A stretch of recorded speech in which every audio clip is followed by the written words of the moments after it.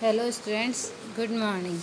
आज अपन class 9th में unit first beauty and wellness वाली जो बुक है उसके अंदर अपन ब्यूटी थेरेपिस्ट बुक में सेशन फर्स्ट जिसमें अपन पढ़ेंगे कार्यक्रम के उद्देश्य कि कार्यक्रम के उद्देश्य क्या है। यूनिट फर्स्ट में फर्स्ट सेशन है कार्यक्रम का उद्देश्य कि इस यूनिट के अंत में आप इस कार्यक्रम में संक्षिप्त विवरण उद्देश्य को समझा पाएंगे। असिस्टेंट ब्यूटी थेरेपिस्ट के कार्य और उनकी क्या क्या जिम्मेदारियां हैं उनके बारे में वर्णन कर पाएंगे। परिचय की इंट्रोडक्शन करते हैं कि इसमें क्या होता है ब्यूटी सेवा में। वर्तमान में ब्यूटी और वेलनेस उद्योग ने हम भारत में प्रसिद्धि प्राप्त की है। इसने सुसंगत और उल्लेखनीय वृद्धि का प्रदर्शन करते हुए आर्थिक विकास में महत्वपूर्ण योगदान करने के साथ साथ देश भर में रोजगार के लाखों अवसर पैदा करके एक प्रमुख नियोक्ता के रूप में छवि बनाई है।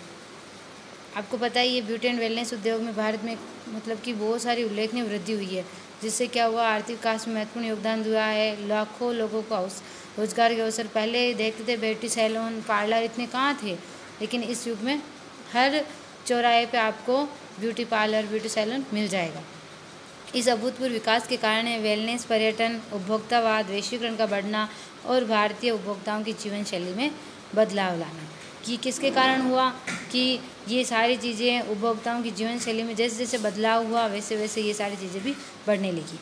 ब्यूटी और वेलनेस उद्योग राष्ट्रीय और अंतर्राष्ट्रीय दोनों स्तर पर बड़े व्यवसायों के साथ बढ़ रहा है, जिसने प्रशिक्षित कर्मियों की भारी मांग को प्रेरित किया है।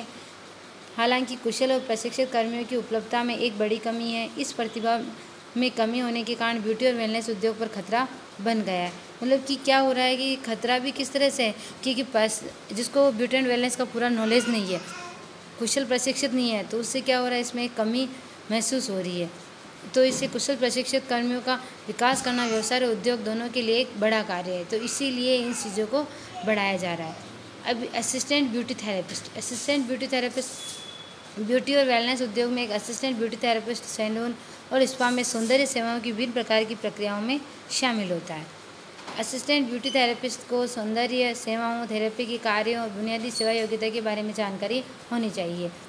असिस्टेंट ब्यूटी थेरेपिस्ट का मतलब होता है कि जो भी अपने पार्लर पे मशीनरी ट्रीटमेंट के अलावा जो भी वर्क होता है, फेशियल हुआ है ना, थ्रेडिंग हुआ, वैक्सिंग हुआ, ब्लीचिंग हुआ, मेहंदी हुई, ये जो चीज़ें होती हैं ना, ये असिस्टेंट ब्यूटी थेरेपिस्ट के अंदर आता है।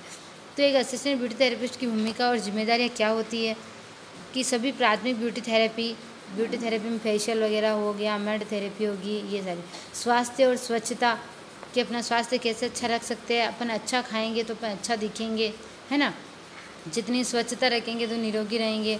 विभिन्न सौंदर्य उत्पादों की मूल सुरक्षा की जानकारी से परिचित होना चाहिए। कौन कौन सी सौंदर्य सामग्री है, उनसे अपन को सुरक्षा कैसे करनी चाहिए, इन सभी की जानकारी होनी चाहिए। असिस्टेंट ब्यूटी थेरेपिस्ट से बुनियादी डेपिलेशन, मैनिक्योर, पेडिक्योर और चेहरे की देखभाल संबंधी सेवाएं जैसे कार्यों और साथ ही अन्य उत्तम सेवाएं प्रदान करने में सहायता करने की उम्मीद की जाती है।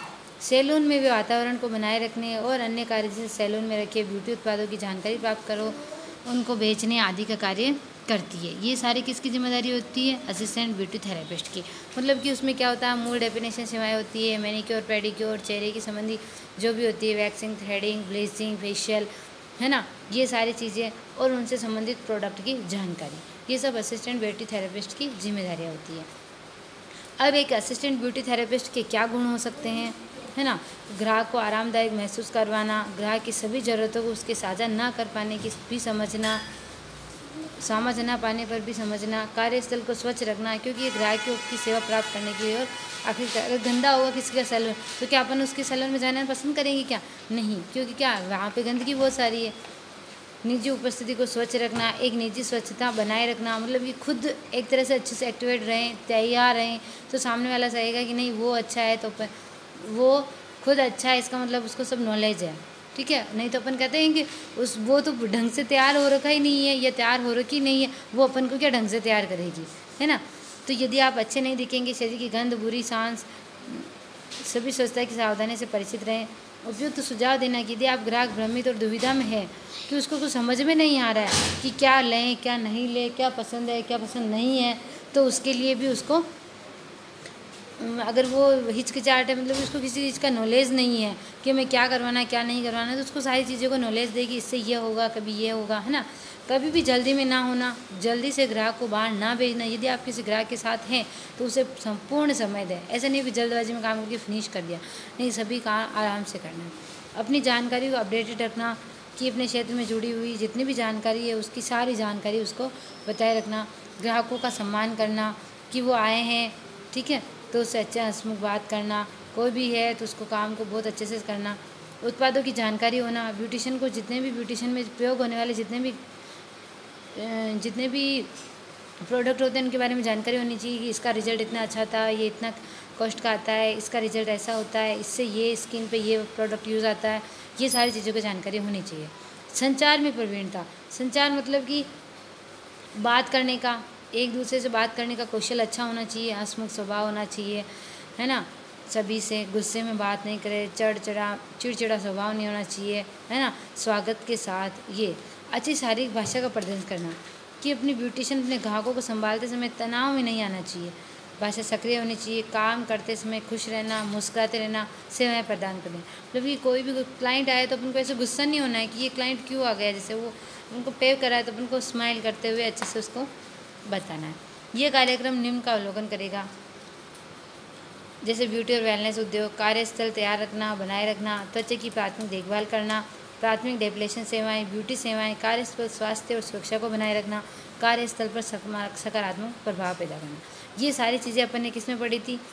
ये अपन ने यूनिट फर्स्ट का सेशन फर्स्ट में अपन ने पढ़ा था कि एक ब्यूटिशियन है, ब्यूटी थेरेपिस्ट है, उसको अपन को क्या क्या काम होने चाहिए, क्या गुण होने चाहिए, क्या विशेषताएं होनी चाहिए, कैसा उसका कौशल होना चाहिए, ये सारी चीज़ें अपन ने फर्स्ट लेसन में पढ़ी, ठीक है।